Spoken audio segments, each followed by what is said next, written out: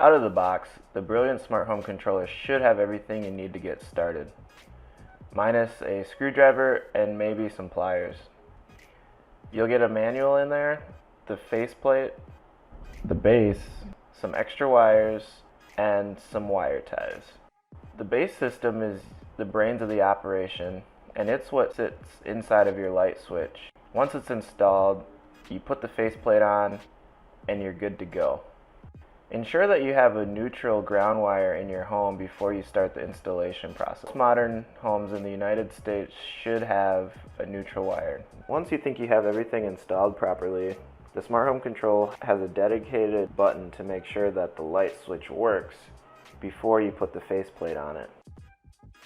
As soon as you connect the faceplate, you'll see the Brilliant Smart Panel light up, and after you've connected to the Wi-Fi, you'll start an update. My device did take a while to update at first, but it was nice because I was still able to control the lights as that was updating in the background. The first thing you'll notice is how nice the display really is. Brilliant did a fantastic job providing a crisp and very responsive display.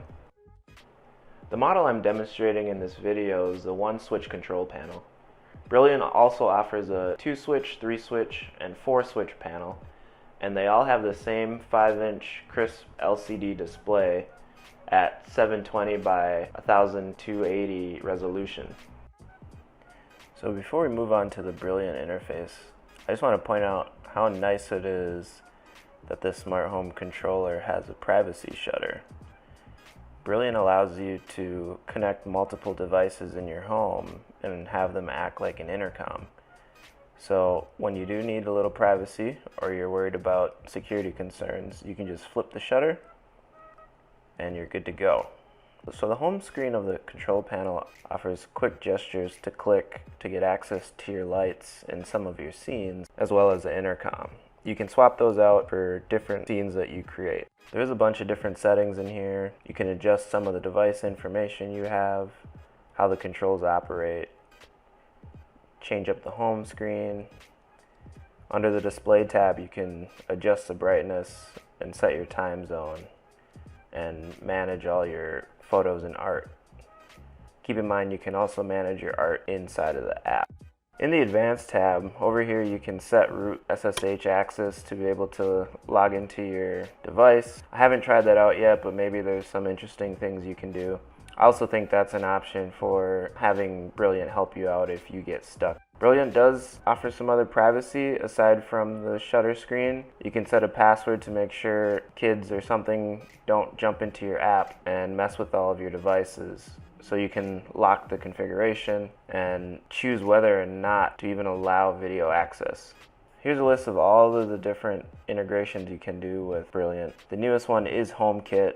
HomeKit, as you may know, is Apple's version for IoT, built right into the iOS ecosystem, and allows you to connect with Siri and have her do different things for you.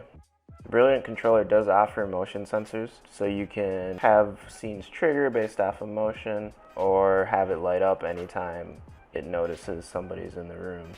And there is a few different gestures, control your light, and some of the gestures can quickly turn off the lights or quickly turn them on.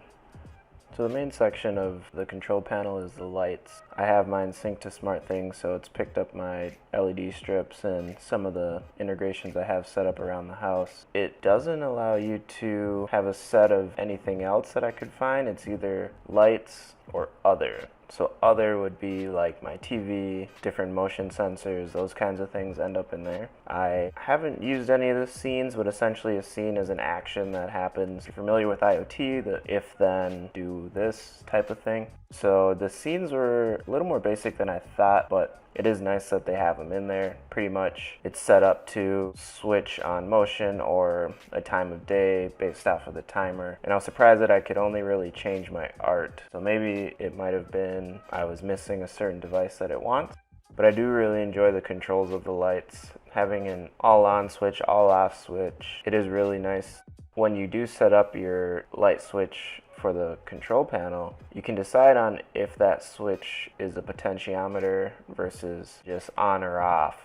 So I was pretty impressed to see that. The home screen is where you'll see all the different rooms that you have laid out, and then you can go into each room and adjust the settings for whatever device you have. It would be nice to see the home screen and the scene screen kind of mix into each other so you aren't touching twice to get to a specific room. And then there are alarms that you can set for any day of the week.